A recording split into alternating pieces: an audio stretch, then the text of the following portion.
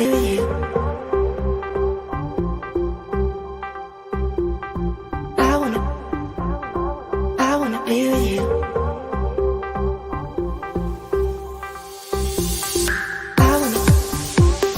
I wanna be with you.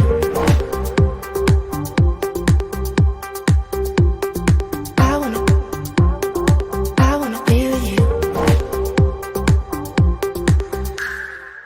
Let's go tonight.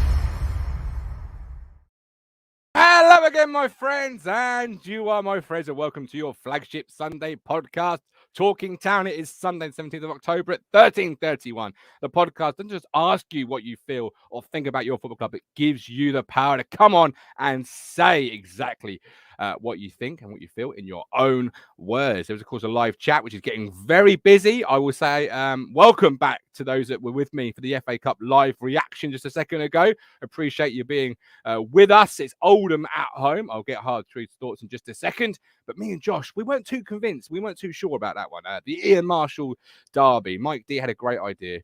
Grow a mullet, ready for the cup tie.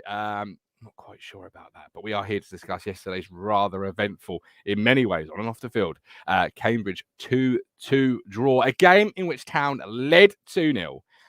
But yet again, from a winning position, it feels like a defeat because that's what it was. And another 10 minutes, and it probably would have been, let's be honest. But we drew 2-2. I'll get the Hard Truth's thoughts and finish. You can, of course, support this platform through Ko-Fi. A huge thank you to every single monthly supporter.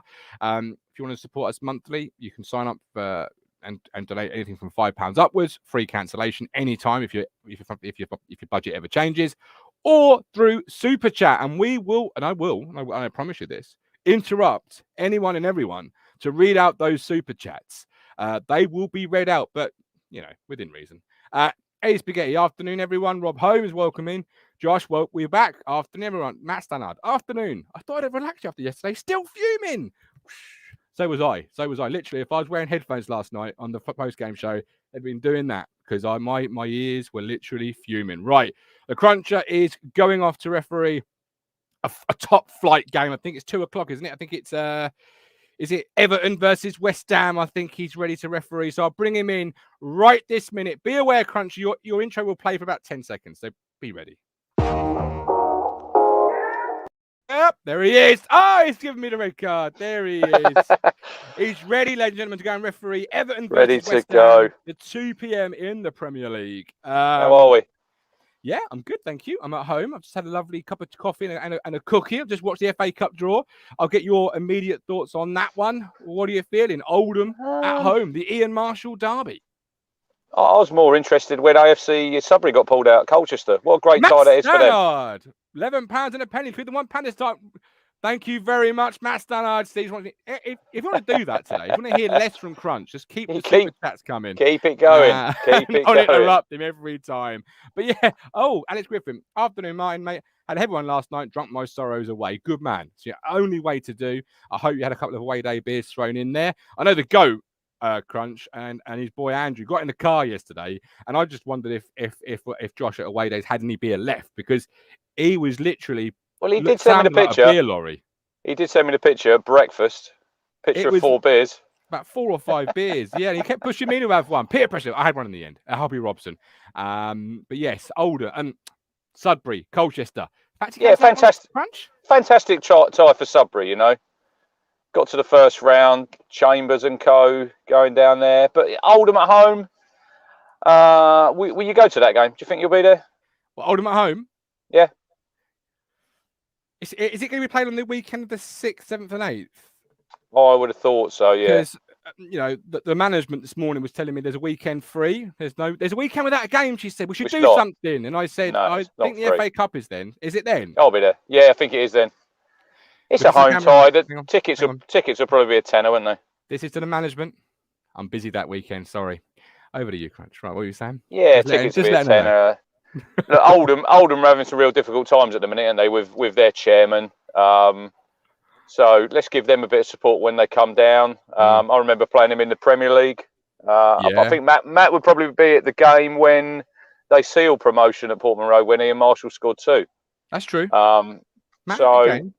Yeah, Joe Royle was manager then. There's another connection. Managed Town. Home tie should be a win. Into the second round we go. Absolutely, we should do. Before I bring Matt in, there was a ticket suggestion by Mike D in the reaction show. £5 a ticket. Try and pack out the stadium. What do you think? I don't know because who's it down to? Is it down to both clubs? Is it the FA? Do they have a say? Surely got to be down. No, surely it's got to be down to the. Matt, let me just bring in Matthew Phillips. I'll play a word from our sponsors, Away Day Beers, awaydaybeers.com, $14.99 ITFC Legends Pack.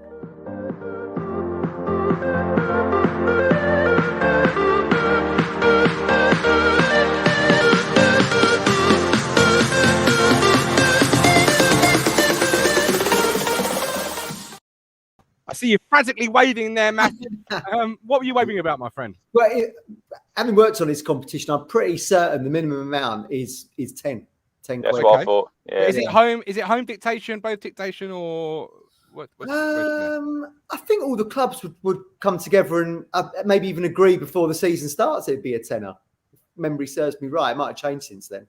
But it'll be like Rich says. I think it'll be a tenner. Yeah, for home fans anyway. I don't know what it might be for the away ones. Matt Stannard, won't be £5, it'll be £6.50. Remember the £1.50 chuffing booking fee? Yeah, that's a disgrace. It really is. David, £15. Great show as always. David, thank you very much, my friend. We love that. £26 and a penny, and we've only been going 7 minutes. Absolutely. Unbelievable. And you're off the referee. Unbelievable. Yeah, you just need to sit 30 down quid. And do a good show, mate. That's what you need to do. 30 quid. Do a good show. Matt, very quickly, before we come to the absolute car crash that is Ipswich Town holding 2-0 leads. As Graham said to me yesterday, which he sat next to me, Graham, you wouldn't let us walk your dog because we'd fucking lose it. Because we can't hold a lead. Yeah. What do you think about Oldham in the FA Cup at home, the Ian Marshall derby? Good one. Yeah, I'll go to that. Like, I always think of, obviously, Joe Royle. I'm reading that book about Oldham at the moment. It's called This Is How It Feels, about Joe Royle becoming... You'll go to a game? There's not a scheduled home game in your syndicate package? Yeah. If I've got no family functions, my wife's birthday's still continuing. She's at my sister's baby shower today. It's all going on. But, I'll go to that. Yeah, I want to see Oldham. Yeah, absolutely. All right. This story's very interesting. This Is How It Feels is the book. It's very good with Joe Royle in it. Yeah, very good. Get Joe Royle, BBC, on the comms, because if I don't go, I'd love to hear Silky Joe on the old colour commentary. I think Sudbury Colchester's going to be nailed on, isn't it, for a TV? Friday night, Matt. Do you reckon? Yeah, I mean, they used to do when BT and BBC were just doing it exclusively. They used to go Friday, Saturday, Sunday, and Monday. But I see ITV and BBC are sharing it now. Weird. Yes, I tried to find the FA Cup draw on BBC and it wasn't there. I had to Google where is the FA Cup draw round 1 on TV. Alex Wilson, welcome in, my brother. Need a win on Tuesday and a win against Fleetwood as it's the day before my birthday. Alex, if you're at the home game on Saturday, we'll certainly be remembering that on Talking Town. There'll be a round of a happy birthday for you. The weather was to the Coxseed, late and done. We always get hammered at Boundary Park. It was always freezing. They had that horrible plastic pitch. Yeah. David Pascoe, Oldham's decline has made them the Marcus Evans of League 2. And Matt Stannard, if we buy your wife a ticket for a birthday gift, Matt, does that mean it's close to family function? You'll be there. The last game she went to was at 0-0 in about November, I think it was, against Sheffield Wednesday. Do you remember that? Oh, yes. Really freezing cold. And we were sat there and I was concentrating on the game. And then Lizzie goes to me, have you thought about what we should do for Christmas? Should we host it or should we go? Or should we ask your mum? I was like, don't talk to me about that now. I'm trying to concentrate on the game. So she's not been. I love it. Last game my wife went to was under 23s game. Stephen Parry. I know yesterday said more much to it, but CUFC are no, I'm not having that, Steve. They're not. We'll get into this now because obviously, no mugs. They drew a Plymouth at Plymouth. They beat Bolton at home. Agreed with the result, but they are big scorers in the last 10 minutes. So, Dennis Edwards, before we come into the Cambridge capitulation, successful sides are built on the back of a solid defence. Our defence is just not good enough, although I don't get much help from our midfield. Cambridge, 2-0 up. We're cruising. Even at 2.5 time, I felt, it's all right. It's in the bank. We've got this. You know, we've got Morsey in the side. We've been told game management with Morsey so much more better. He'll make us better. Judge me on the teams when Morsey's in the side. Blah, blah, blah. All that crap. And yet again, we didn't come out for the second half. They sat in the change rooms for 45 minutes, or they might as well have done, and we capitulated. I will start with that man there because he was there and he got to shoot. So do a bit of old Ian Marshall and shoot McGavins, my brother. Look, I think you know that me and Matt are big Cook fans, but his post-match comments, Martin, saying, I'm not going to shut up shop.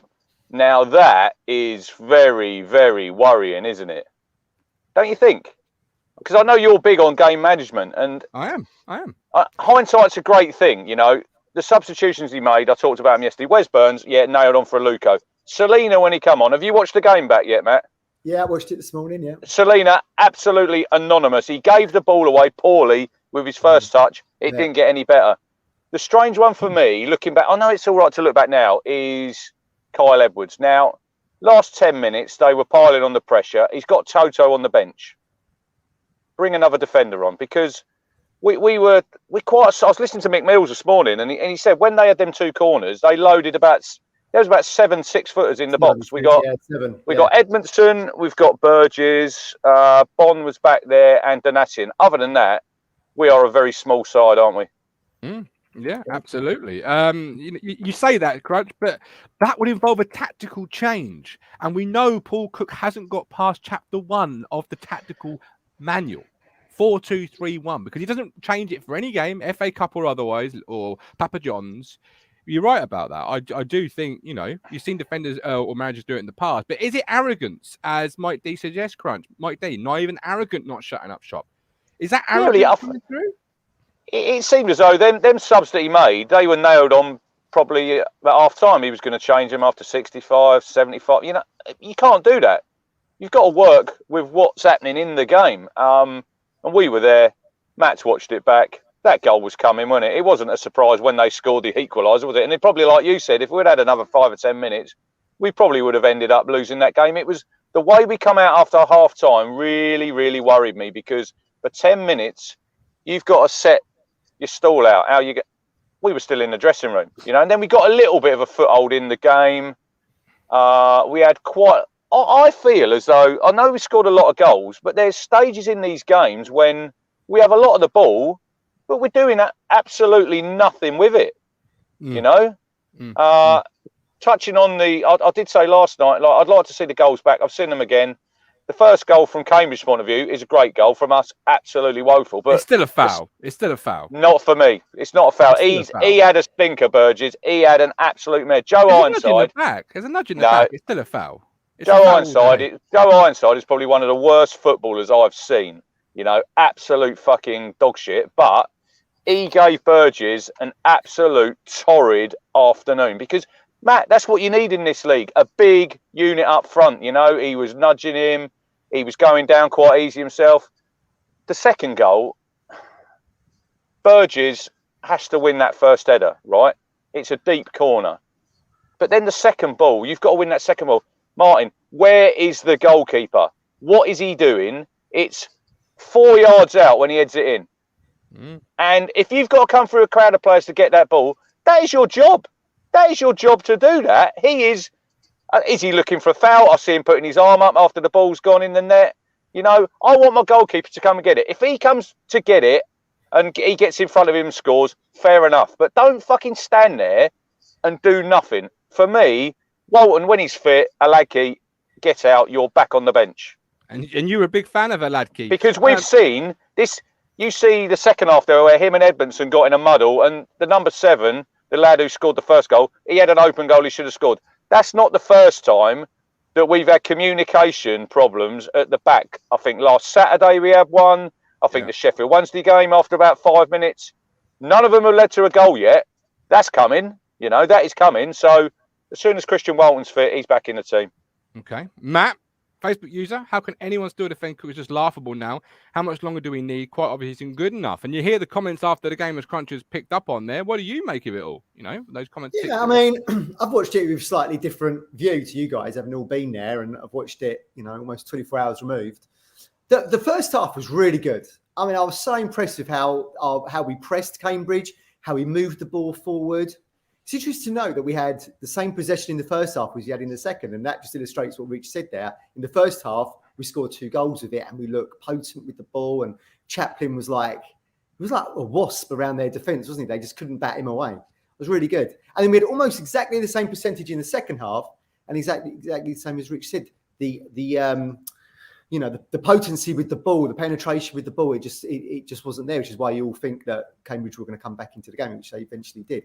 But we looked like a top 2 side in the first half. It was really, really encouraging. And, you know, the Aluko. And then we looked like a bottom 2 team, Matt, in the second half.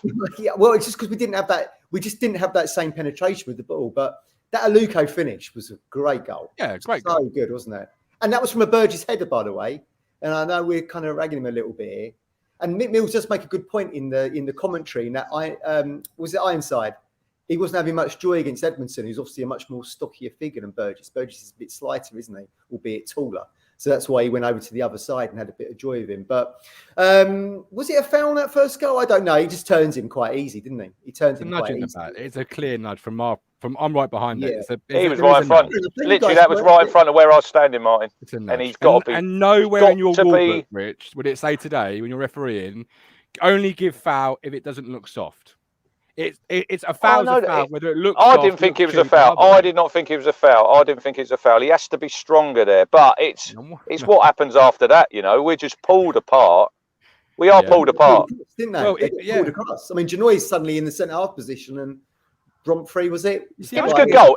It was a great finish. You know, I thought at the time, he's just tapped that in. He's come off the bar, but when seeing it back, it was a lovely through ball, split the defence, and it's a good finish. But it's a real. He's not pressing the ball player there at all. He's not doing anything. He's just covering space. You're marking space. The space can't hurt you.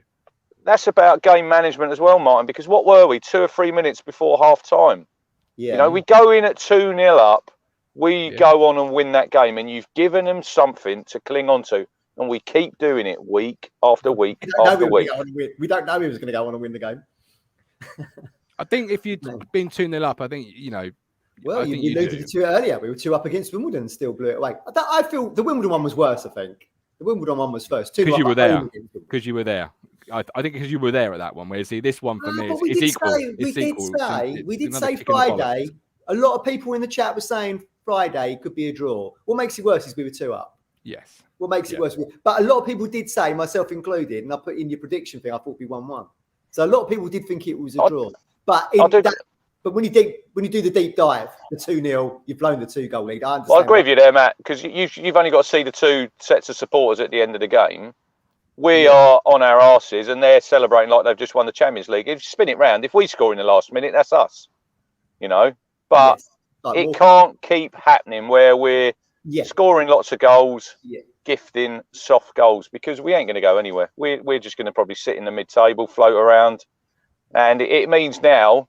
We did say 4 points, didn't we, from these 2 away games? Would be a good return. Yeah. We've got to go to Pompey now on Tuesday night, and we've got to get a victory down there. The Pompey pods will be having exactly the same conversation right now. I mean, they got absolutely done it. Rotherham 4-1 yesterday, having done Sunderland 4-0 at Fratton Park a couple of weeks ago. Just shows you what a roller coaster this division is. But back to Cookie's comments, though, Matt. You know, I'm not going to shut up shop. But he doesn't go to kill games either. You know, so what is he going to do when he's winning by a goal or 2 goals? Like, if you're not going to shut up shop, that's fine. But then go for the jugular, stick another striker on, go with 2 up top. Or it's an interesting expression, that, you know, the shut up shop, because I feel like we did do that against Doncaster. You know, we were like 2 up. It was only until the last 20, 15 minutes when we actually scored. What was it, 4 goals in 10 minutes? I feel like we had shut up shop in that game. And I remember saying to the guys around me, "We've shut up shop here. You know, these are here for the taking to get our goal difference back to some kind of acceptable level," which we eventually did do. But I mean, the game management's different, isn't it, from home and away? You know, once you're 2-0 up at Portman Road and that, you feel like you can go on and score 3 or 4. You're 2-0 up or away from home. that's when maybe you should maybe bought Toto on for Burgess, because he was certainly at fault with Morsey and Donatian with that Lloyd Jones who won the header at the far post to come over. And Edmondson wasn't very strong in that challenge either for the equaliser. So I think they could both be at fault. But yeah, there's an argument there to bring on defensive-minded players over a Carl Edwards and that. Yeah, absolutely, a Toto. I mean, maybe do you feel like we could see Toto back in the side on Tuesday? No. Well, no, I think he'll stick with Edmondson and Burgess now until one of them as a pull-up. If you're going to stick with the same formation, Rich, I know fans don't like him, but he has got pace for days. Surely bring on Jackson, even if you stick with one up top still, and ask him to run the channel, because Bond, for whatever reason, be it fatigue, be it carrying a knock, be it just the fact their 2 centre-halves had his number, but when they got home that evening, they'd have emptied their pockets and had their car keys, their wallet, and Macaulay Bond firmly in their back pocket. You know, I think he missed yesterday. And I know Aluko got 2 goals. You know, we're really happy at that. He really missed Wes Burns, I thought. Possibly, yeah, stretching it a little bit. And I think Tuesday Burns comes straight back in. I know Aluko, it'd be a bit harsh on him to take him out. He's got 2 goals, but can you really see him playing 2 games in a short space of time? Because he was knackered after an hour. He'd gone, hadn't he? Yeah.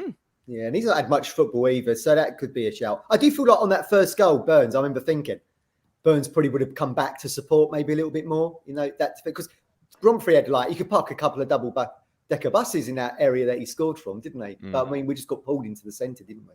You have to give Cambridge some credit for that, I guess. But do you feel the Jackson inclusion is more because obviously Pigott was unfortunately, family emergency, and our thoughts and prayers are with him today. Norwood, whatever, we'll leave that one. But is it a case of I need a striker just in case? Well, I've only got Jackson. I'm not actually going to use him if I have to. Like, well, he gives you some dynamic too, doesn't he? Like you just rightly said, he does give you that pace.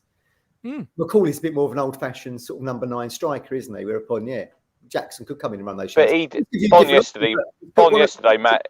He didn't get no quality ball into him, did he? He was centre half. There was one down. I don't know if you see it. It was probably in the last 5 minutes, Martin. The one where Bon had their centre half shirt, was giving him a little tug, and literally their centre half I thought he was exchanging shirts, and the linesman was literally 2 yards away from him. Oh, he was shit. And he played on, and I'm thinking, come on, what are you doing? Yeah. But look, Macaulay's he's got 9 goals. We'll allow him a quiet game now and again. He can't do it all the time. He's not a robot, is he? He's going to have games, absolutely. I mean, that's the problem, isn't it? When you get off to such a start like a rocket, it's got to come down at some point. And he had one of those games yesterday. He did. Leighton Durrant, halfway through second half, we had 15 shots, 2 on target. We should have really punished them first half. I thought first 45 one of our best performances so far this season. Would you agree with that then, Matt? Yeah, absolutely. I remember sitting there thinking, this is like a top 2. I'm like watching a top 2 team here. I was really impressed with it. And that's what's really frustrating with the end result. Because if you're just watching that half in isolation, you think it's just going to win 3 or 4. And it ends up at 2-2. No way do you watch that half and think Cambridge deserves something out of this game. And we absolutely bossed them. I feel like probably in the second half, they took inspiration from our style and actually did that to us. We started seeing them press a little bit more. They were a little bit quicker in their passing, which is exactly what the things we'd done in the first half, and they had no answer to it. I watched, I don't know did I send it to you this morning, Mark Bonner's interview after the game, and I thought he gave a really fair assessment of the game. He sort of said that was a big game for Cambridge. Now, they're probably not used to playing in front of them sort of crowds at the Abbey. Might have been a little bit too much, but he said Ipswich have got some quality players. But I think if you look at the game as a whole, overall, they probably deserved a draw. They probably did. Maybe from the second, not from the first, I don't think. Yeah, but that's the trouble with us, Matt. We'd never play for 90 minutes. And another thing, their goalie was having an absolute stinker. He fell over for the first goal. Yeah, the second goal from the corner. Then he's done his back in the second half. And I was with Nunny. Nunny said it looks like the physio's giving him a couple of ibuprofen, and a bit of water, and suddenly he's like dancing around. We didn't test him at all in the second half. He had an absolute nightmare, put the guy under pressure. I don't know, it's frustrating. And the one, Rich, where he made the bad clearance and Aluko tried to score from his own half. There was that one as well. I've not seen it back, Matt. Aluko had a chance there on the right-hand side of the 6-yard box. Was it sort of the angle too tight and the goalie saved it? That's just before half-time. Just for half-time, I think. Maybe. Hit it right foot, didn't he? Can't remember that bit, to be honest, mate. We had a lot of chances in around there. That's why I thought Chaplin was good. Mill says he was playing that kind of underbelly role where he was just causing. Made me think. Mine only give him a 5. You only give him a 5 in the ratings. I thought he had a good game. I thought he had a good game. I'd have made him man of the match in the first half. I wouldn't have took him off. I wouldn't have took him off and brought Selena on. Yeah.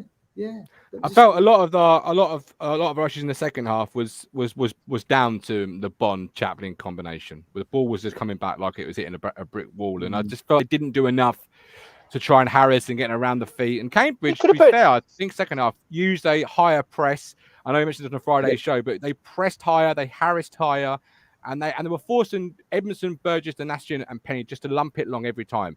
Yeah, almost knowing that Chaplin and Bond, they're not going to win headers. They're not going to be out-muscling anybody. So win the header, and then the second ball was coming back. And it was. He could have brought another midfielder on. He had Harper on the bench there, Martin. You know, add another midfielder in there because second half, it's hard when we come out the ground there. You know, you're still hot. You know, from what we've been watching, we're not very happy. And then you look at it in the cold light of day now, and you think the two midfielders, they were anonymous, weren't they? Second half disappeared out of the game. Mm-hmm. And it is frustrating because really, if we want to get anywhere in this league, we really should be putting these teams to bed. We should be, but we're not. There's no evidence to suggest it, though, is there? I mean, I do feel like a lot of our fans think Cambridge won the lottery to get in this division. They did finish second in League Two. They're on merit. I'm tired of hearing that. I really am. That is the reality. But every time you say, and both of you say this, you're both guilty. We've got to go there and win the right to compete. We do. Every time we don't win that battle, that's another, or should be another, nail in Cookie's coffin, because it's his job to get these players up for the fight to win the possession battle, up to win the competition. We certainly saw that in the first half, didn't we? We certainly saw that in the first half. It's a 90-minute game. Yeah, I get it. Not 40. Yeah, and we've now lost 15 or 17 I points do feel like positions. I do feel like a lot of this frustration Ipswich fans are having is because of their own personal expectations. They look at a Burton, they look at a Cheltenham, they look at a Cambridge and think, we're going to get 9 points out of those. We had an owner tweet, God help League One. The expectation that the football club... That helps nobody, that tweet. No, but the expectation that football club is not to be drawing 2-2 with Cambridge. It is not to be sitting in 15th. It is not to be sitting in 19th. It is not to be drawing 2-2 at Wimbledon. We know that. Look, we know that. But just because you've got a whole load of new players, you know, shiny and new, and some of these players probably should be playing at a higher level, it gives you no right whatsoever. You know, and a lot of our fans think we're just going to rock up week after week. We're just going to have to sit there. We're going to see 2 or 3 goals, and we're going to romp away with this league. Look at Sunderland, 4th season. They're finally, the pennies dropped with them. But if you spin it round, you'll say Wigan. They've had a lot of new signings, and they're getting it right. So, anyway, I've got to go. But before I go, Martin, I just want to say, yesterday, just want to touch on it. I know you don't want to touch on it. Some of our fans, the behaviour was absolutely disgusting. Well, I'll call them fans, but they're not. They shouldn't be fans of Ipswich Town Football Club. They're just going there looking for trouble. That's all I want to say on the matter, mate, and I hope you're all right. Thank you. Thank you very much. And Enjoy your referee. Keep control of it. Crying out loud. Ipswich Buses, your local bus company serving your football team. Buses run every 10 minutes. Avoid the traffic. Don't get stuck in the delay. Get Ipswich Buses today. A single £1.20, a return only £2. Find out more information at www.ipswichbuses.co.uk. Ipswich Buses, proud to partner with Talking Town. And don't forget, you can go contact us now on all Ipswich Buses. Matthew, I'm going to drop the link in the chat now. It's down to the 2 of us. The fans of Ipswich Town Football Club, the viewers of Talking Town, can now have their say on this platform. As I always say, we don't just ask you what you think or ask a question or ask you to send a question in. We ask you to come on the show and have your say in your own words. The link is now in the chat. Come flying in, my brothers and sisters. Callie, we have got, how can Cook be held responsible for individual errors? The goals we have conceded this year have mainly been from individual mistakes. True, but then repeatedly selecting the same players, Matt, is a Cookie error. Yeah, I mean, we've mentioned this before, haven't we? You can go right back over the last decade of worth of Ipswich managers, everyone going, oh, God, that was a soft goal to give away. Individual errors have cost us. And this is where Cook says the repetition on the training ground is where they will try and rectify these things, but you do keep seeing them over, which is why I think maybe there could be an argument to get Toto back in the side, just to try something a little bit different, try another partnership. Certainly, Edmondson and Burgess look like strangers in that Bolton game. They've looked quite good since. But I want to see Wolfenden. I thought Wolfenden and where's Burgess was Wolfenden? striking up a yeah, it's fairly. another option. By the way, we're all looking about Portsmouth going, oh, God, we've got to go down there and win. Cambridge went down there and won at the start of the season, beat them 2-1. Yeah. But then in this league, anyone can beat anybody, and it's about Exactly. consistency and That's where you're expecting. Yeah, well, exactly. That's where the expectation has to be measured. yeah, and Teams are beating professionalism. each other home and away all the time. See all the time. Yeah, and, you know, and obviously Cruncher mentions there, and we'll bring some fans in a second. I see the VIP lounge is heating up, but what he said there about expectation of success. Yeah. Do you feel that, you know, 19 new players, a complete ripping up of the squad, that indicates not a gradual bringing on of success where you're bringing 3 or 4, maybe 5 quality players in each year? That is we're going to hit the ground running. We want success this year. It's not like they've gone to the training ground and developed that first to have a state-of-the-art training facility so we can bring players in that want to be here and we can develop. This is we want to get out of League One now. We'll settle for a top 6 finish and maybe lose the playoffs and go for a year 2 project. But this is this club was in the summer was built for success now. I mean, we did a lot of content over the summer, didn't we? In terms of like chatting to the owners and various different people. So that was the impression we got. I mean, you can you can flip the coin the other way, can't you? We're going to bring a whole load of new players in. We'll use this season as a kind of this horrible gelling process that we keep talking about. I can't stand that. And it's a long-term project, but it's had very much the feel that since the American ownership came in, it's had very much the feel of we're going to be winning promotion this season. Hence, you got the tweet of have mercy, God have mercy on League One because we won't. But there is an argument there to say you bring a whole load of new players in. It's a long-term project, but it just didn't have that context at the time, which is what raised the expectations in the first place. So bad communication all round, I would say. Okay, all right, we'll go with Curtis. PR Pool 2.0, Curtis says. PR Pool 2.0. Talk us through that one. It's boring now. I'm not being funny. I've tried to have as much faith as I can in him, and we've been sold so many lies saying this team, my team won't give, they won't down tools at the 45 minutes, they won't down tools at 30 minutes. We played well yesterday for about 35 minutes, and then we were second best to Cambridge. And whilst you've got to give respect to Cambridge, that's all you can. You give them respect off the pitch. On the pitch, with the team that we've been given, hand-picked, we should be walking over a team like theirs. There's no reason why we shouldn't. The heads shouldn't go down, especially after 2-0 up. The amount of times now that we are drawing 2-2, when you go 2-0 up, you should feel safe. You should feel safe that you've got 3 points in the bag. Yeah. Sit back. You don't need to score anymore. You don't just play basic football, do your jobs, and move on. It's embarrassing. And this whole, I saw it the other day. 2-year plan bollocks, absolute bollocks. You don't go chasing Selena all summer, and then when you find out he's got a bit of a dicky heart, you turn it off. But then when you find out he's actually not too bad, you bring it back on. You don't go chasing him all summer, and then when it comes to it, go. But this could only be a transition year, Burson. This could only be a transition year. So, whilst we do want to get promoted, are you all right just coming along for this year?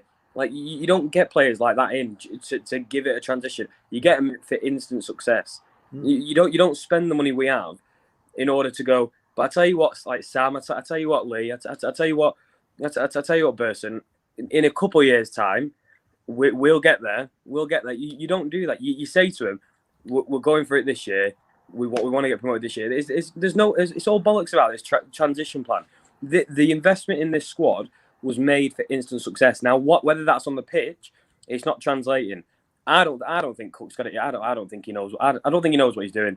I think everyone could see yesterday Burgess, for whatever reason, was out of his depth against an average player.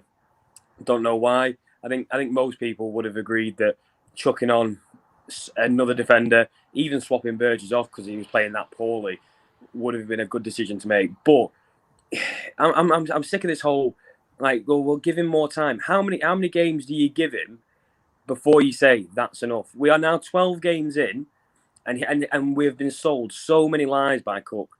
We've been sold so many lies. This team will not give up after 30 odd minutes. My team will be so different. Sam Morsey will give you that extra oomph in midfield.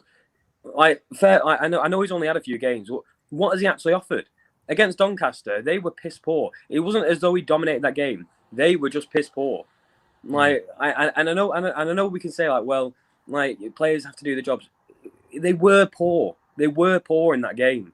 Like, no one can tell me that we played out of our skins. Like, we were allowed to play better because they were so bad on that day, and I don't know why they were so bad, but they just were. Okay, I don't have any faith. Quite a few points there. Really well put and really well spoken, Matt. On the instant success one, the 2-year plan one.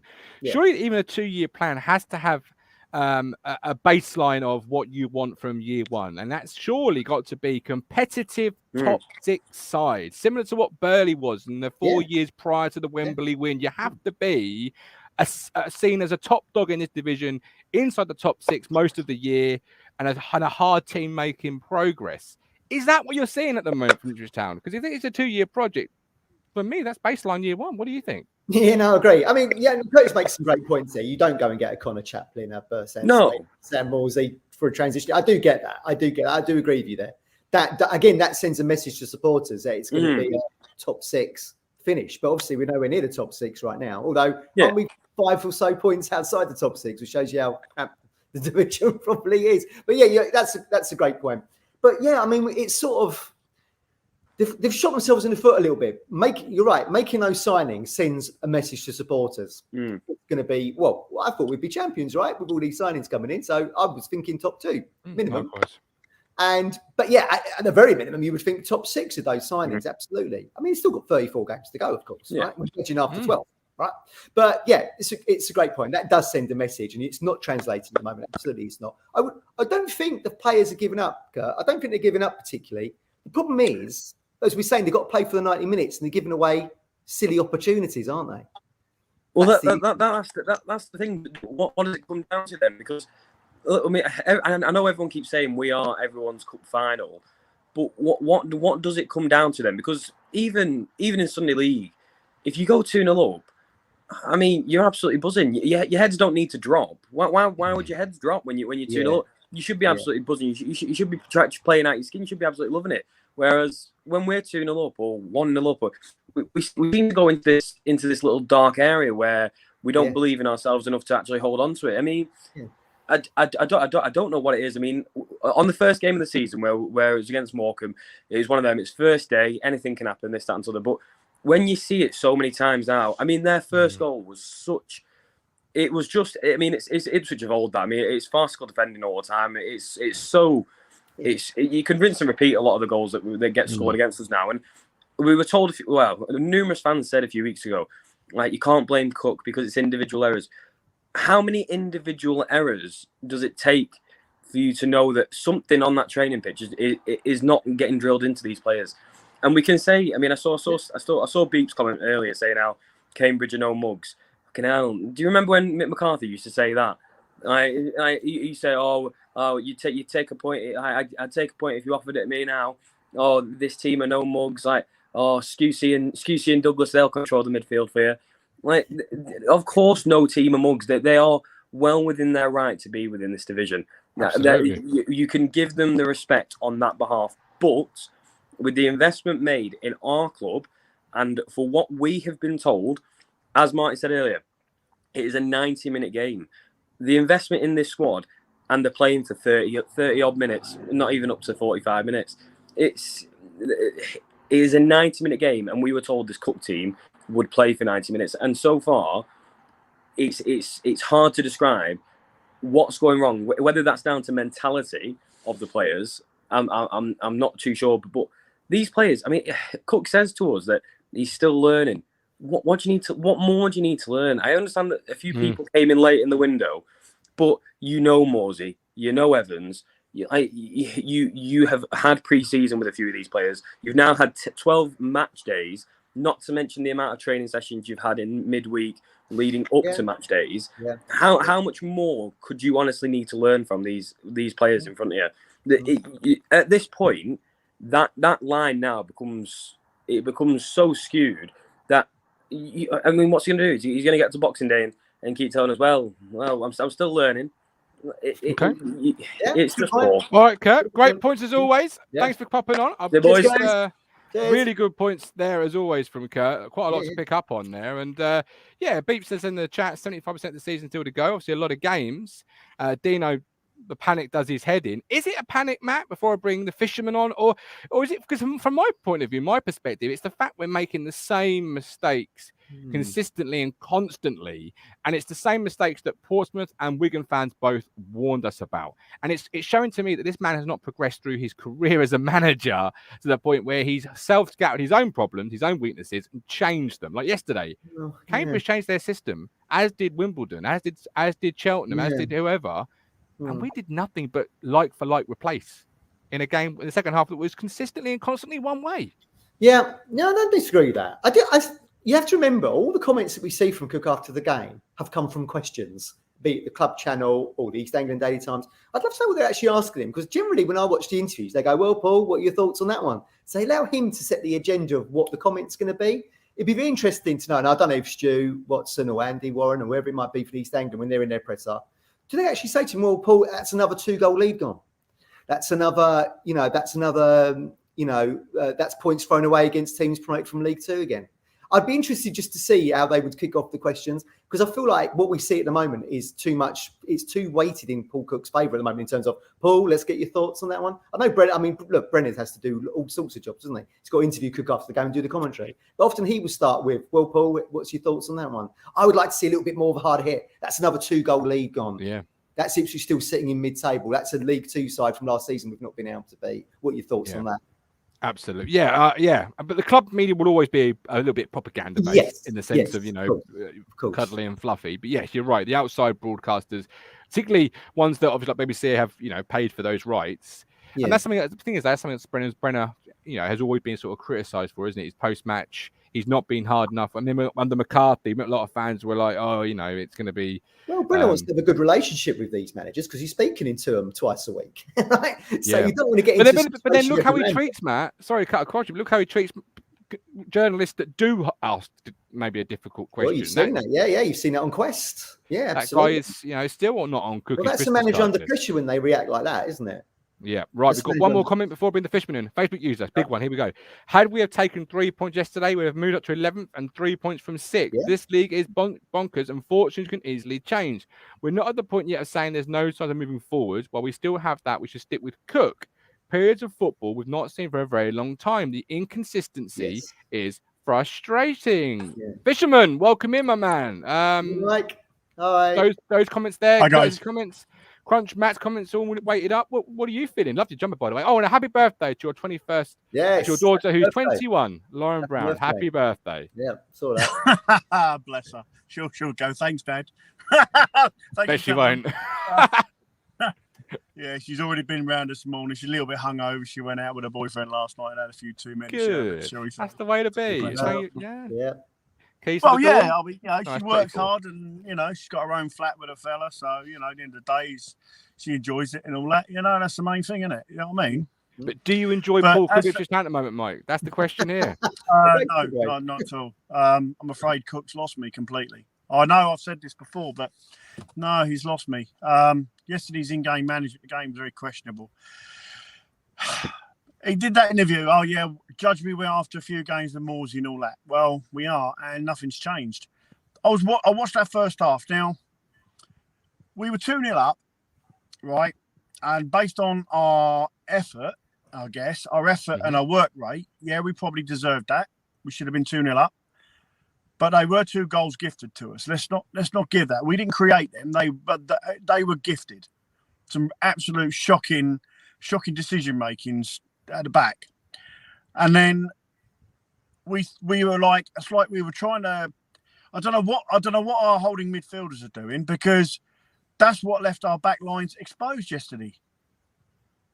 Do you know what I mean? Our holding mids were too far forward. There was no holding mids.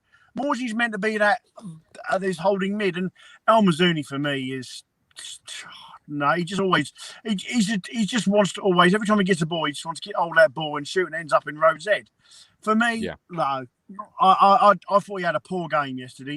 Mate, a few years, I don't know, maybe, but for me, no.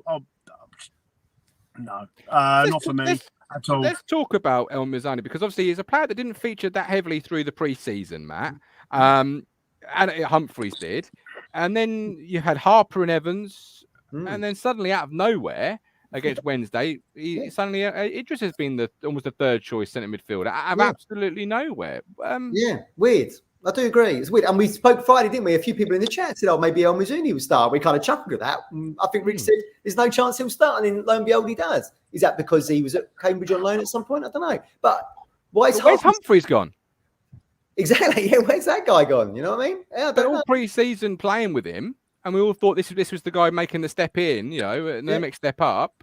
And suddenly he's gone nowhere, Mike. But, El Miz is coming from well out of the cold. Well, it was really funny. Watching the game on iFollow, all you got from the commentators is El Mizuni, a ex-United Academy player and youth player and that. That's what we kept hearing.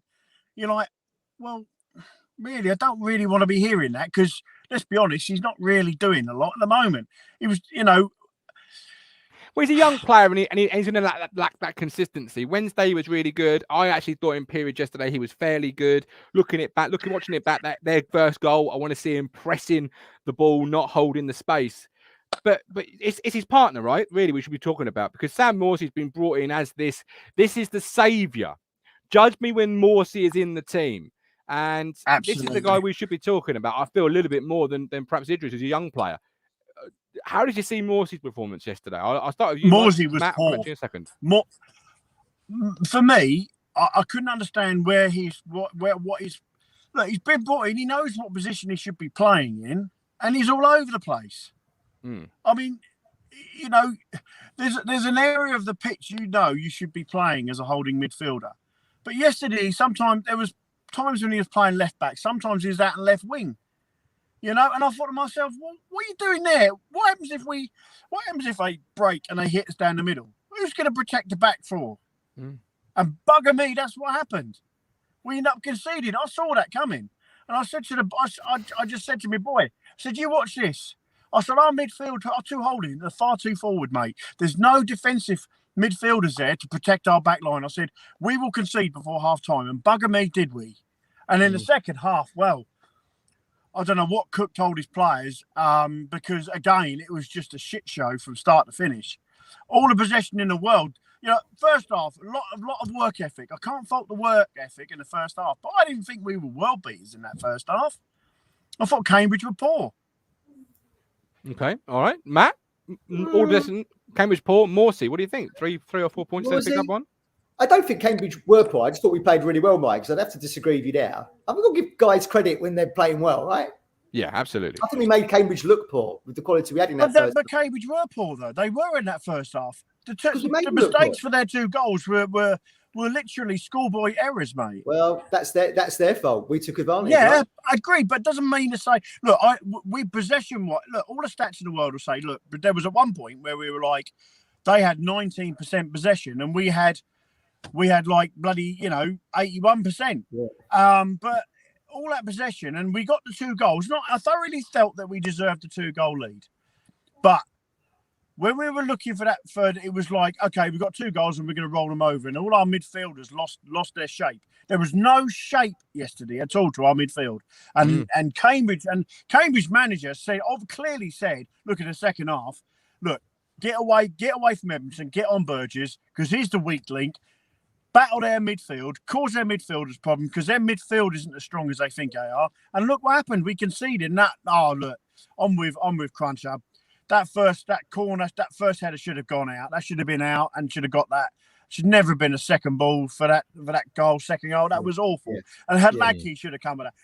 A goalkeeper in the 6-yard box should be able to punch that ball above any other player on that pitch. Yeah, and he did nothing except stand there and go, look, I've been fouled, referee. All right, Mike, take a breath. Matt, Morsey, Kadki, more points there. Yeah, Morsey. Now, Mick Mills made because I watched the game back this morning. Mick Mills makes a really good point in the commentary, actually about halfway through the first half, where he goes, I can't actually quite work out who El Mizuni and Morsey and Chaplin are supposed to be picking up in the middle of the park. And he said he calls it very loose. It was very loose. So that does give some, ammunition to what Mike's saying there in terms of the CDMs. Hladky, yeah, he did look like he'd regressed back to how he was, in a where he'd been making mistakes when he first came in. And I think there could be an argument for Walton to come back. But of course, then Walton let in 5 goals in his first game. So there's not much evidence to suggest he's any bloody better, right? I'll hold that against him, though. But yeah, What about Chaplin, though? Hladky should have all round on that second goal. Everyone should have been better. There were 3 players around Lloyd Jones. He outjumps all of them, heads it across. Hladky doesn't get there. Edmondson don't get off the ground. And it's but as John Warren has said a second time now, and I didn't read out the first time, so John, I do apologise, but it was blocked off, John says. But I want to stick on Morsey here, because Morsey was seen as the judge me when Morsey's in my side. Will be better with Morsey. Morsey is this, Morsey is that. In fact, on Friday's show, you both tried to sort of embarrass me a little bit by saying you don't rate Morsey, Gov. No, I don't. To be honest with you, I thought he did all right. And even Mick Mills thought he was doing all right in that first half. He says, I like what Morsey does. He waits for the ball. He gives the ball. Does he do? Hang on, let me finish it. So he gets the ball. He's looking to play the ball out into that front 3 that sit just behind Bon. Or he'll move back, Mick Mills said, and give out back 5 yards. So if there isn't any way forward, he's available for the next ball to be able to maybe switch it over to the other channel. He kind of didn't do that, though, yesterday at all. And he didn't do it very well against Shrewsbury as well. Although we won that game, there was times when he was completely out of position. Look, I like Morsey. He's a good battler and he's strong and he's not willing, his communication, you see him yapping on the pitch to the players. Yeah. But as a holding midfielder, you know where you should be going, you know where you shouldn't be going. And left back and left wing is places you shouldn't be going, because you should have players there to be able to do that job. Chaplin for me is just another John Noland. I've yet to see anything really from Chaplin. He took a couple of pot shots yesterday and both of them well. My 21-year-old dog could probably hit a harder shot. So you won't forgive me for saying that. But in all fairness, it was so annoying that I had to sit there and watch that goal go in 89 minutes, and I was like, this is so predictable. For me, look, people say, it's just Lambert 2.0. It's just the same old story. Right. No. He's got such amateur coaches on the bench, and we got maybe Reed coming in might change fortunes a bit. Okay, that's a good point. All right, Mike. Appreciate you as always. Thanks so much for dropping by. Look after yourself. We've got Emerson Ferreira. We had a rugged centre back in James Wilson and let him go. Tim Morton. Morsey has lacked focus in the steal we saw against Doncaster in the last couple of games. Been a little bit disappointed with his impact. I don't agree with that. I just think Doncaster was a mirage. I think Doncaster, they were so crap that literally you could have rolled out my 73-year-old gran and she'd have looked absolutely the dog's bollocks. They weren't. Well, that shows you the highs and lows of the division, because they won the next game on the Saturday. They won because they needed a response. MK Dons. They needed a response. That's more of a response than it is than anything else. But I do agree. Graham Tate. If you lose to Portsmouth, Mike's headphones will start smoking. We've got Stephen Parry as a captain. If he sees a player position, he will fill it right. Depends. Leighton Durham. I watched Morsey a lot yesterday. He's always looking for the ball, always talking. Yeah, I think a lot of his work goes unnoticed. For me, he's Luke Heim 2.0. A lot of it is sideways, backwards, within 5 yards. No. JD to make things happen. Like I said last week, when I was watching the Shrewsbury game back, and I see he was in left back position a lot, trying to go and get the ball. But I think a lot of that is Ipswich do when they're under pressure a little bit, or they've conceded. We do go back into this Lambert 2.0, kind of what you used to call stat pad in mine. Where they're just playing the ball around the back four, I think he goes looking for the ball to try to get the tempo back up again. Absolutely. I'll bring in Josh. Josh, a lot of talk about Morsey there. Obviously, you were with me for the FA Cup reaction. Thanks ever so much. This man has been up only an hour, 2 hours now, really, Matt. 2 hours he's been up. Really? What a luxury on a Sunday. Us dads. Yeah, not a chance. I last did that about 30 years ago. I know. Look at him down in water because he is literally hanging. But enjoy it. Talking about Morsey, Josh, what do you think of Sam Morsey so far this point into his Town career? Still early days. Well, from what I've seen of him, which is not a lot really, he's not shown me that he is that player everyone's saying he is and Paul Cook's saying he is. And on Paul Cook, by the way, because I've been listening, I'm tired of hearing given time, because how much time does he need now? 12 games. Yeah, people say he can't include people say you can't include last season, but I am. I don't care. Because they weren't his players last season, okay, give him that.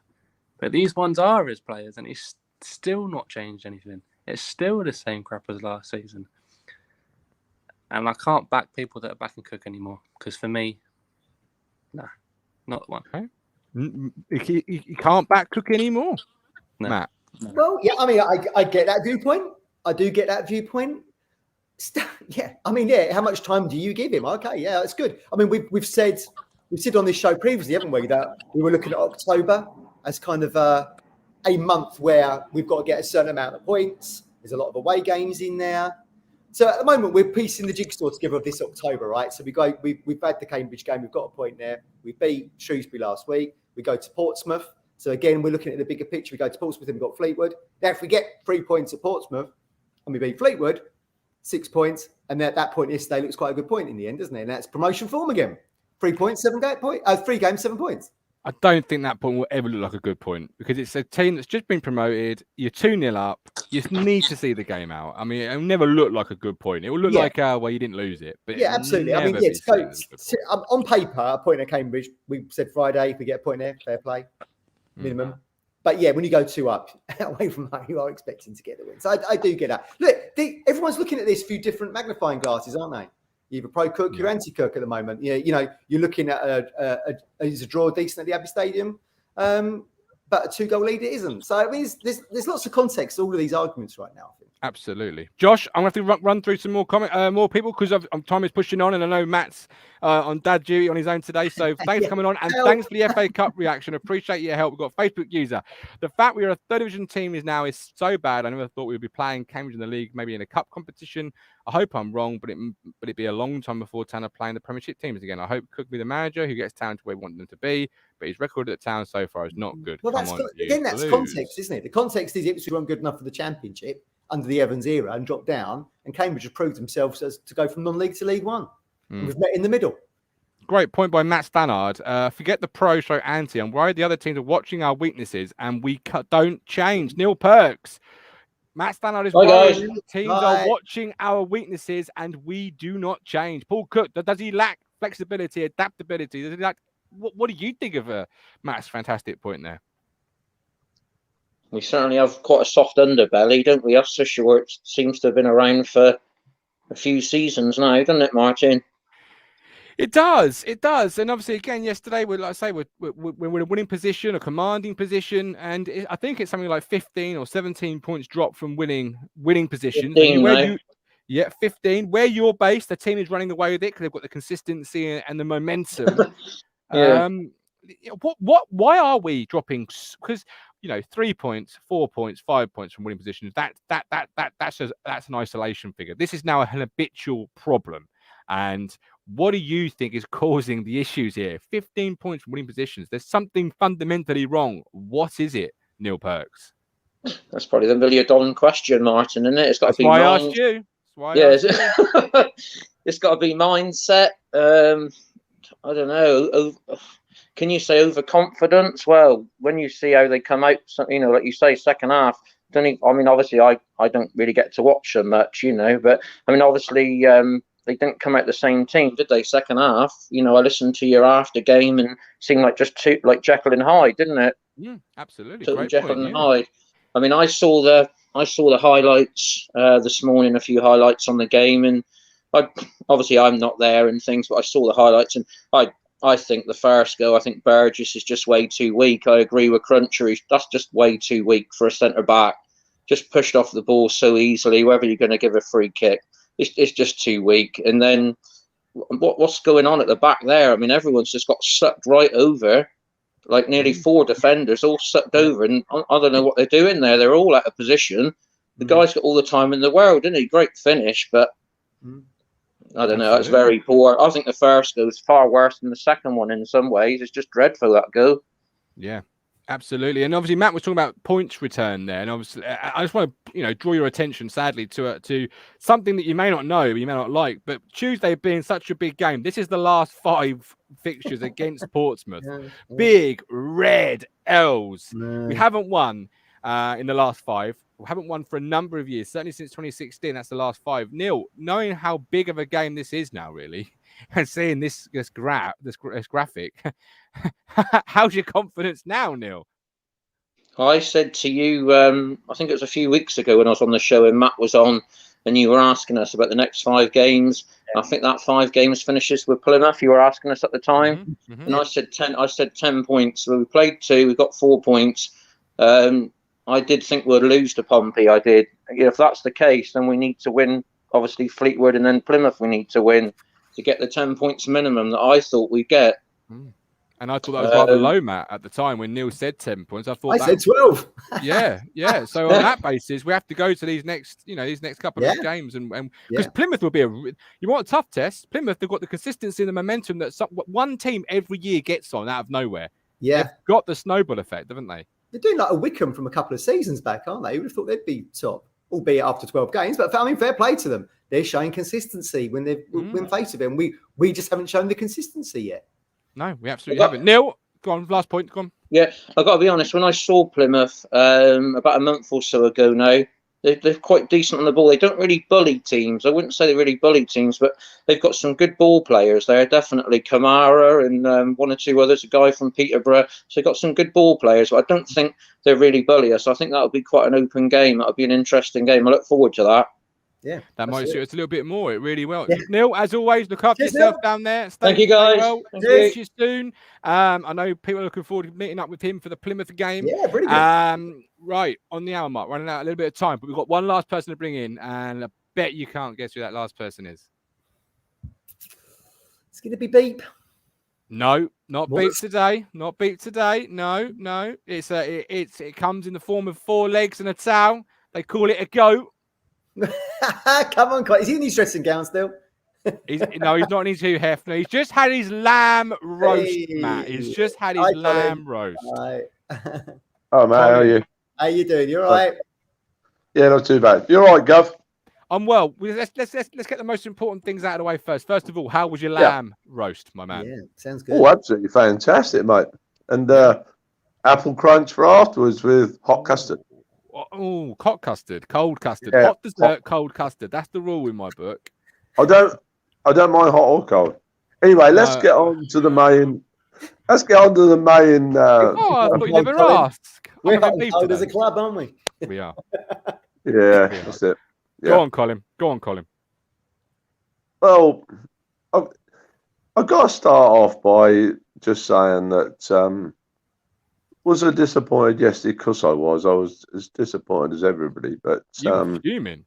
Oh yeah, I'm still disappointed now, Gav. But I've come down, like we do in like the 24-hour period, and I'm thinking like Rich did a little while ago and stuff. Have we got to go to Portsmouth and win now? Well, we've got to go. I've got to go to Portsmouth. We've got to go to Portsmouth and not lose. That is for definite. Yeah. Oh no, you got to win. You can't come away with a point. 2 points out of these 2 games would be a disaster. That's a disaster. To be honest with you, Gov, I do half agree with you, but the thing is, how we've got to look at it now, Gov, in reality, is that Saturday's gone. Did I think nearly 100% that we get 3 points yesterday? Yes, like a lot of other people, but we haven't. We've failed to hold another lead, which is unacceptable. Yeah. But it's gone, and like you were saying earlier on, Gov, about these newly promoted sides. For goodness sake, we drew 2-2 at home to Morecambe with an injury time equaliser. We lost at Cheltenham.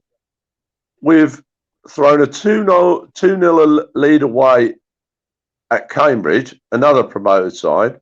I mean, this has got to stop. I mean, well, to be honest, I say it's got to stop. We won't play any newly promoted sides again away from home because we played them all. Absolutely. Well, no, I think we've got one more to play, obviously, because 4 go up. So I can't think off the back of me, top of my head who that is. But we played 3 of them away from home. We've lost to Cheltenham, like I say, and you know, we've thrown another 2 points away yesterday. I mean, this is absolutely got to stop. And it's all very well and good, you know, us keep getting. Like I say, I'm pro Cook, but I'm obviously starting to waver a little bit because obviously I'm thinking about our football club, and our football club right now is not exactly in a place where we really want it to be. Yeah, but I don't want to throw everything out of the window because, like Matt quite rightly said a little while ago, we've got to keep this on a level. We've had some horrendously bad results, really, for me, in this league so far. We are still only 5 points. And was I always saying top 2? Yes, I was. I'm going to hold my hands up. Can we still make top 2? No. Possibly, but highly improbable. But the top 6 is well within our grasp with this squad that we've got.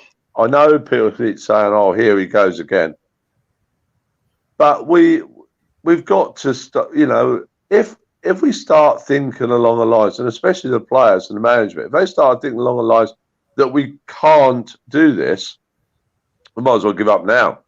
Because I'm a man of positivity. Yes, perhaps maybe I'm a little bit too much that way, but without positivity and without thinking like that all of the time, you would absolutely have nothing. You've got to. It's all very well and good. People have got their own opinions, and I respect that. Like Josh comes on just now. Oh, I'm not having no more of Cook. Well, if he's saying, no, I'm sorry, but I've got to say this. I've got to get this off my chest. Will people like Josh be saying that if we win at Pompey tomorrow night? Sorry, Tuesday night. Will he be saying it will he be saying it if we won at Pompey and beat Fleetwood? No, he won't. He'll come down to Sir Alf on Saturday night and he'll go, God, you know what, Cole? We've had a good week, really. You know, all right, we threw away a 2-0 lead at Cambridge, but we've got 7 points out of 9 at 3 easy games. I'll speak for Josh because Josh, I think, is speaking for a little bit of me. Do you know what? If that happens, Colin, I'll be the first to say, do you know what? Like I was after Wednesday at home. Do you know what? Played really well last couple of weeks. I'm really impressed. I might have got it wrong. I might be wrong because there's nobody that wants Cook out that doesn't want to wear a clown's costume come the summer and say, do you know what? I was bloody wrong. Yeah, I get that, Gov. I get that. But the fact is, that's for a conversation after you've done that because yes, I could very much say right now, what are you going to be saying when we don't beat Portsmouth, like history suggests, when we don't beat Fleetwood? Will you still be positive? You know, that's more of a conversation for the later on. What for now is, why are we playing that way? Are the players believing their own shit doesn't stink? Because I texted Graham yesterday and he said they're so guilty of overplaying and thinking they're better than what they are and trying to score the world-class passes of 30 plus goals. Get that. Is there a little bit of that? What is causing us, Colin, to have those issues that you were talking about in your earlier points? Well, I think I was quite interested really in the chat a little while ago. Can't remember who it's. I mean, so many people come in, so you can't remember their names and stuff like that. There's somebody put in the chat earlier, and I quite agree with it about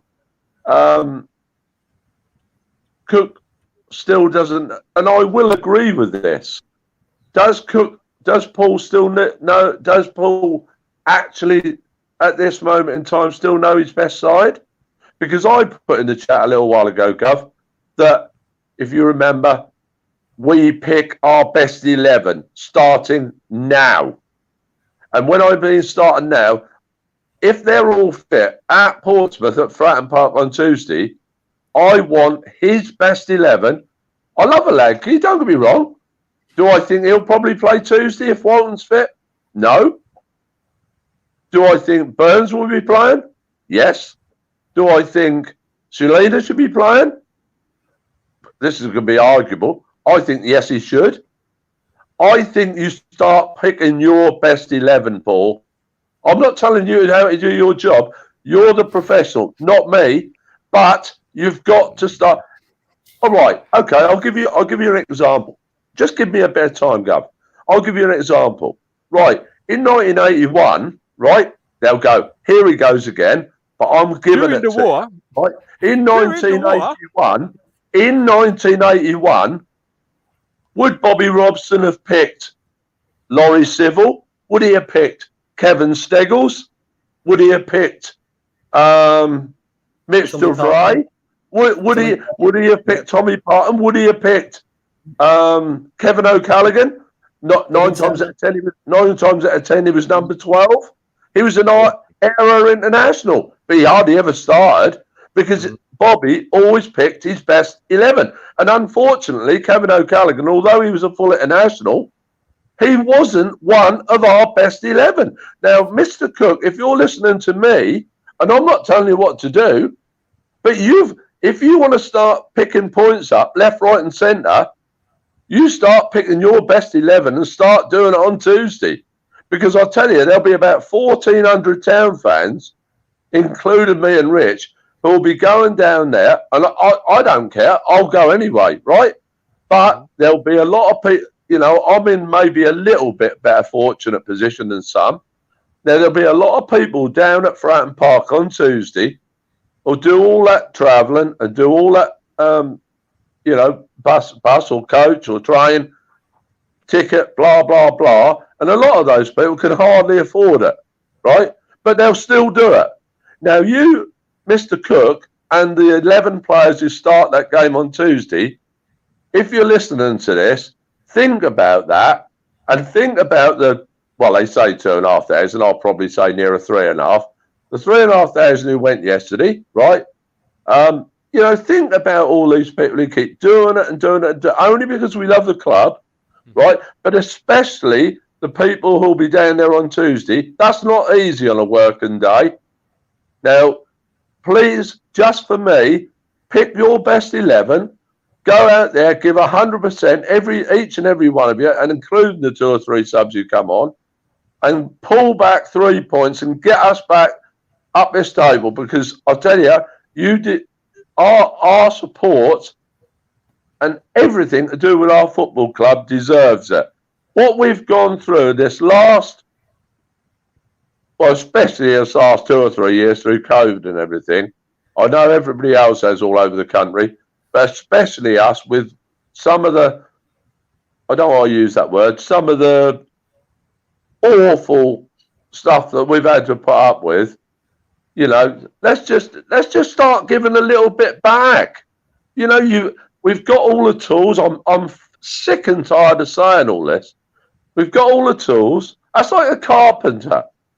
That's like a carpenter or a motor mechanic. He's got an absolute cupboard full of the best tools he's bought from Stanley, right, to do his job.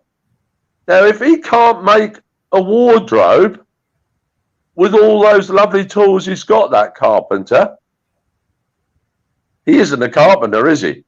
So with all the tools that we've got now, you know, there is no excuse whatsoever. And I've even read today that Pompey are missing 2 of their best players on Tuesday. Their centre half and Harrison and whatever. So they're going to be like a couple of players down. Apart from, and another thing is with this Portsmouth game, why should we fear it? Why should we fear it? For God's sake, apart from Sunderland, which was a very good result, by the way, their season, like I said to my Ian this morning, their season has been as poor as ours, really. Mm-hmm. And like I say, a huge win against Sunderland, but it's not a game, Gov. You're an intelligent guy, and so is Matt. You two, and no, don't give me that, because you both are. You're never going to ever convince me that our squad or our best 11 or our best 14, if you like, can't win at Portsmouth. And by the way, when you put that graphic up, Gov, a little while ago, yes, it was Al. but 3 of those were away, and those 3 at Fratton Park were all by the odd goal. And also, a lot of those stats that you gave, Gov, were when we were absolutely awful. You know, so come on, let's start getting a bit of reality into this. We can do this. We've just got to believe, and the people who've got to believe are the people who are pulling that lovely blue jersey on. Well, it won't be blue on Tuesday; it'll be white. But whoever pulls that white jersey on Tuesday, because let's face it, Gov, you don't want Cookie to go. Not really, you don't. I know why you do. I just want success. You don't. You don't. I just want success. I just want success desperately, Colin. And you've made And some so do I. really great points in there. And Chris Boyd, a Sunday lunch goat, mega rant, Matt. Love it. What do you make of Colin's points there, Colin, as you take a breath? Yeah, no, I totally agree with what Colin's saying. In terms of, it's difficult, isn't it, to compare eras? Because as Beep said in the chat there, you know, it's a squad game. So the days of Russell Osman doing 66 matches in a row are kind of gone. But to play your best 11, I totally agree with that. Where do we think there's question marks at the moment? The left-hand side, because he insists on putting Fraser over there, but we know he said himself he's an 8 or a central attacking midfielder. So do you put Selena over there? Do you put Edwards over there? That's pretty maybe where one of the question marks is. And of course, Donassin surprised everybody at right back. I think he did well. I actually think he did all right yesterday. But yeah, we've got what I take as a positive out of yesterday's game, right, Colin, was that first 45 minutes I thought was good. I thought we looked like a top 2 side. So when you look at the bigger picture, right, I don't see this squad of players regressing from that. The trick is to be able to replicate that in the second half. I don't think we're going to see too many times where we're really crap in the first half. I feel like we started that game off so well yesterday.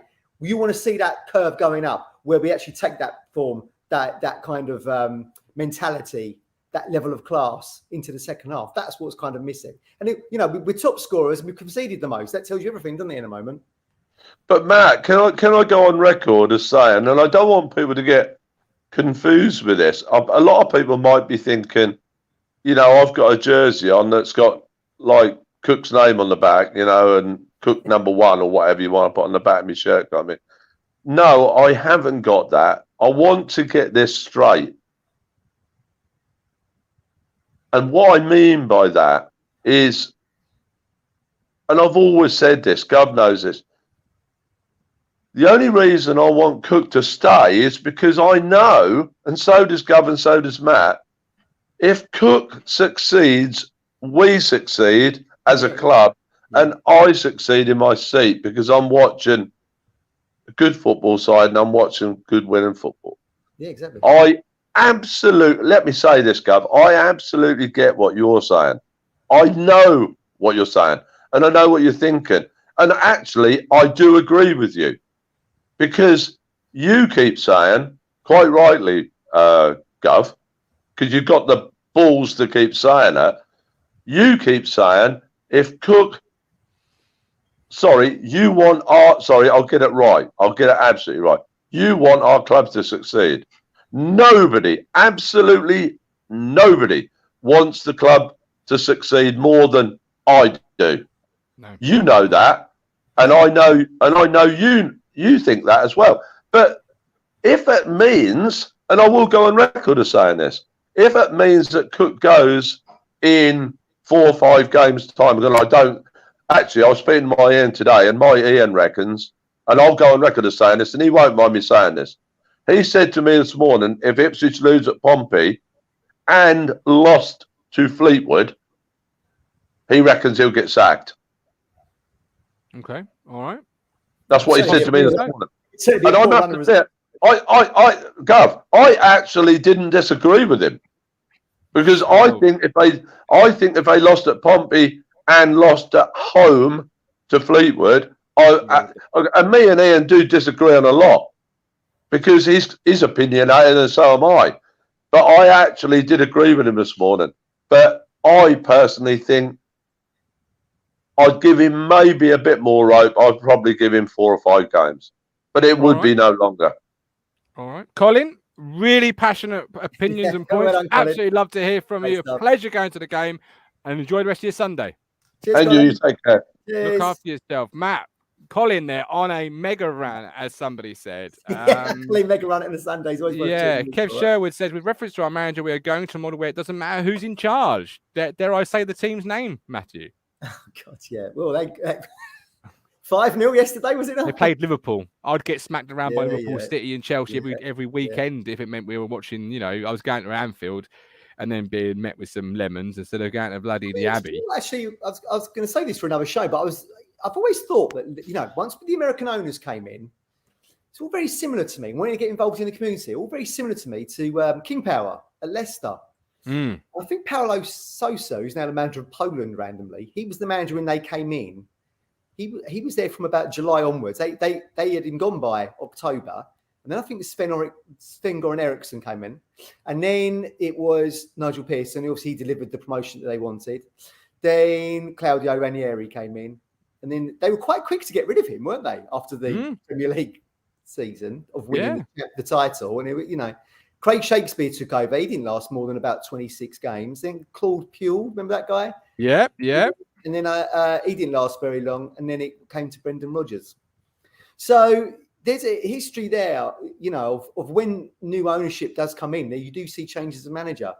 And I do feel like October is this pivotal month. That's why we kind of chose it, wasn't it? In terms of what's the points return. Rob Holmes, £5. Great show as always. Thank you, Rob. Cheers, Rob. Thank you very much. Thank you. Top man. So October is a pivotal month because you're then going into November, and then before you know it, you're in that run of Christmas games, and suddenly you're halfway through the season.